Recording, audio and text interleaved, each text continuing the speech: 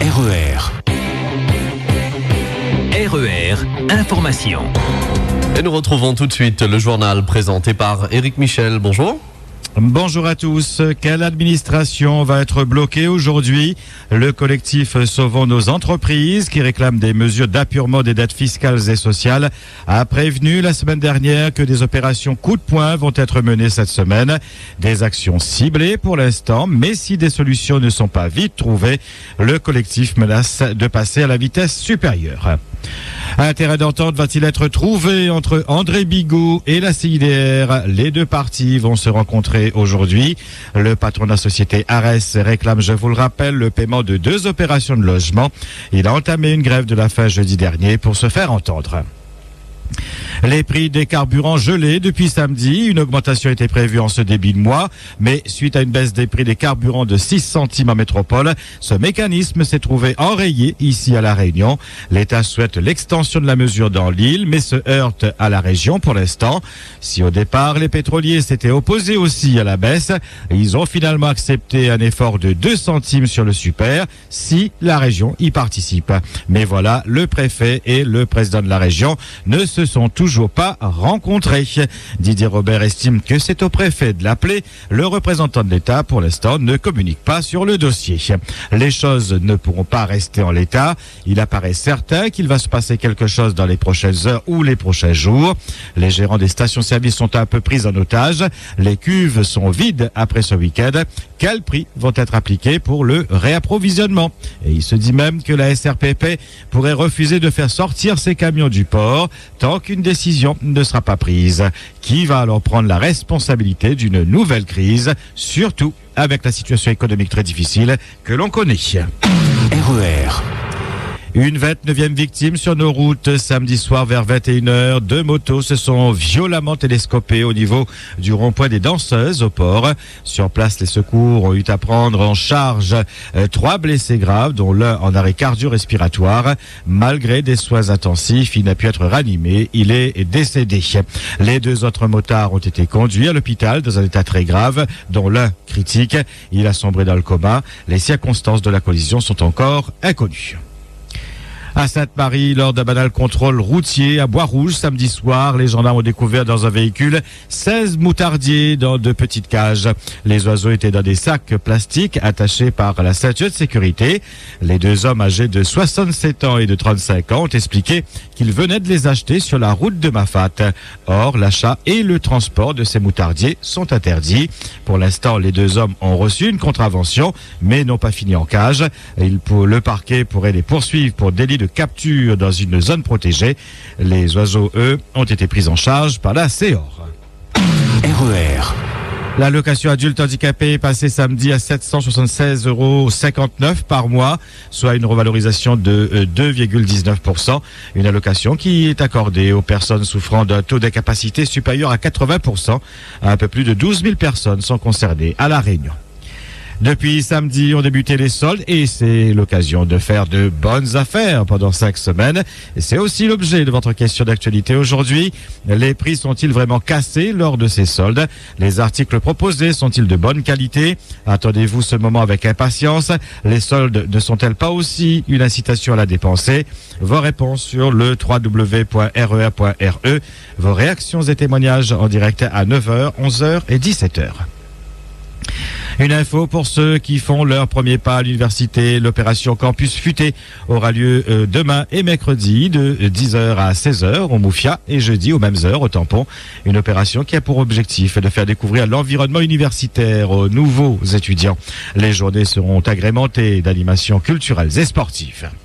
Si vous avez projeté de vous rendre au volcan aujourd'hui ou demain, sachez qu'en raison des travaux de réfection de la route forestière 5, dans la zone du Pas des Sables à Bellecombe, des coupures de la circulation d'une trentaine de minutes sont programmées durant ces 2 jours.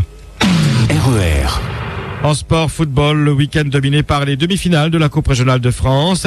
Et avant de retrouver Laurent, retour tout d'abord sur l'ambiance d'hier à Saint-Paul au stade Paul-Julius Bénard avec les commentaires de nos correspondants au 2e but de la Jeanne d'Arc. Deuxième but de la Jeanne d'Arc. Swan Stanislas, cet homme est dangereux. C'est lui qui dégaine plus vite que son homme, Laurent. Premier ballon de Swan Stanislas sur un ballon qui est décalé dans la surface de réparation. La frappe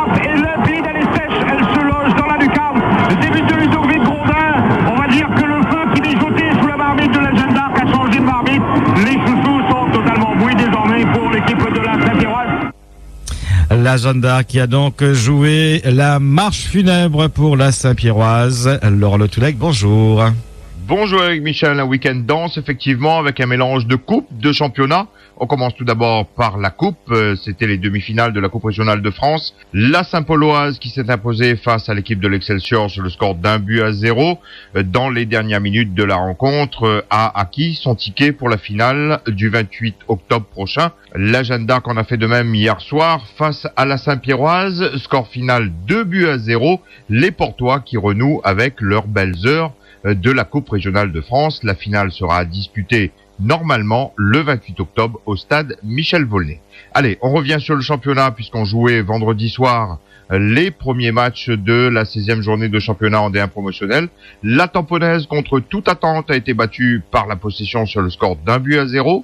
Le FC Aviron fait match nul 0-0 face au Saint-Denis FC et l'US Sainte-Marie qui n'a pas saisi sa chance face aux Marsouins de recoller au peloton, les Sainte-Mariens tenus en échec sur leur pelouse, 1 partout face aux Marsouins. Pour l'instant, la Tamponnaise garde la tête, mais la Saint-Louisienne devra jouer mercredi soir au même titre que la Jeanne d'Arc, la Saint-Louisienne 2e, l'US Sainte-Marie 3e avec 45 points qui se rapproche d'un petit point de la Tamponnaise.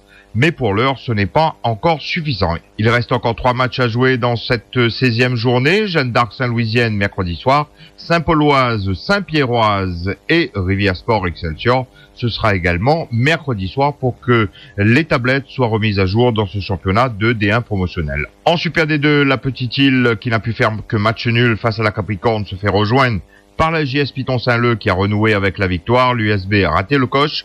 Le Trois-Bassins FC revient dans la course. Les résultats de cette 17e journée: Capricorne Petite Île 1 partout, USB Bras-Fusil 1 partout, entre deux Gauloises 3-1. La JS Piton Saint-Leu, on l'a dit, victorieuse, Ducos Saint-Pierre sur le score de 2-0. Le SDFA et l'Éperon se sont quittés dos à dos, 1 partout. Victoire du Trois-Bassins FC 1-0 face à la Redoute et défaite du Tampon FC face à l'Entente Sainte-Suzanne-Bagatelle sur le score de 2-0.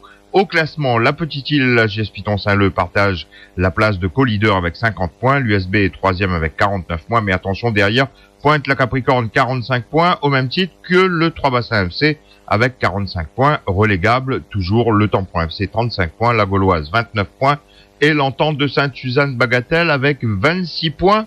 Le menu des vestiaires du foot ce soir sera très très dense. On reviendra longuement sur ces morceaux de journée sur le championnat de Super D2, mais également sur cette Coupe régionale de France avec probablement des invités venus de la Jeanne d'Arc. En Ligue 1, le Paris Saint-Germain s'est enfin imposé hier pour la première fois de la saison lors du choc à Lille. Score final 2-1.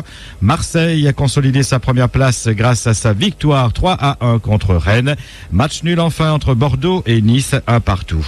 Au classement, premier Marseille 12 points, deuxième Lyon 10 points, troisième Lorient 8 points.